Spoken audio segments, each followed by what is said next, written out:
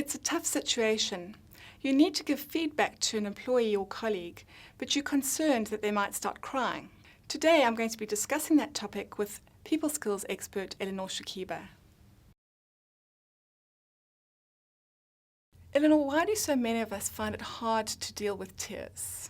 Well, the first thing is pretty normal, that we don't come across them very often, and so we don't know what to do. And there's a second level reason for people being worried about tears, and that is that they actually trigger a mirror neuron response in us. So often if you see someone else crying, you become upset too. So in some ways what happens is we try to avoid upsetting the other person so we don't have to feel upset ourselves. Okay, so what would you do then in the situation where someone does start crying? Yeah, it's a tough one, and it's one that many managers worry about. I remember once I was running a 4-day communication skills workshop with some guys who were in their 50s and 60s, and they'd all had military backgrounds, and we were talking about giving feedback. And at one point we were talking about giving sensitive feedback, and one of the guys just looked me in the eye and said, "But what do I do if they cry?" And everyone else went, "Yeah," as though it was the scariest thing that they had ever come across. And I think the point here is just to accept it's their feelings. Let them have those feelings. And there was a little tip I learned in counselling. Never ever push the tissues towards the client, because if you're doing that, you're saying, "Please shut up, stop crying." But if you think someone's going to cry, make sure you've got the tissues available so they can lean forward and grab them for themselves. And then tag. Let them know that you understand their feelings. Okay. So I can see you're really upset, and so I'm going to give you a couple of minutes. Would you prefer I stay in the room, or would you like some time alone? So let them have a decision around what happens next.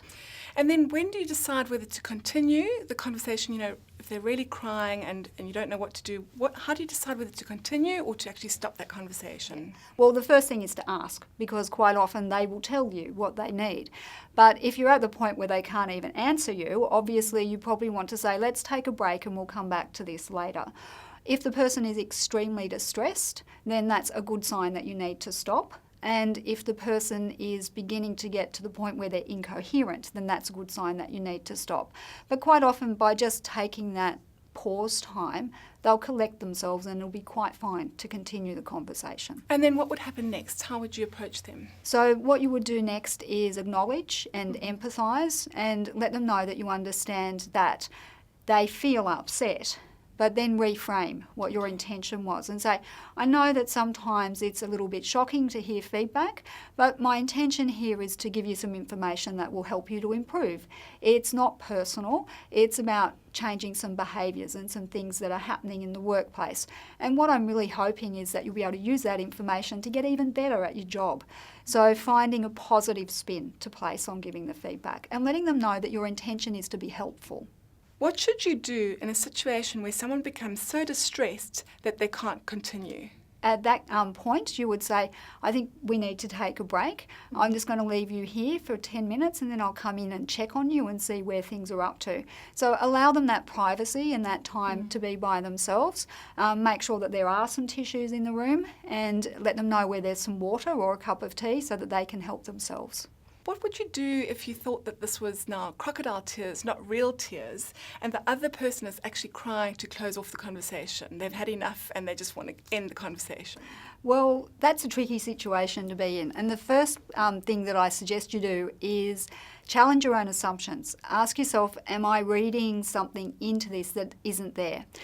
Remember that not everyone has the same level of emotional intelligence as you.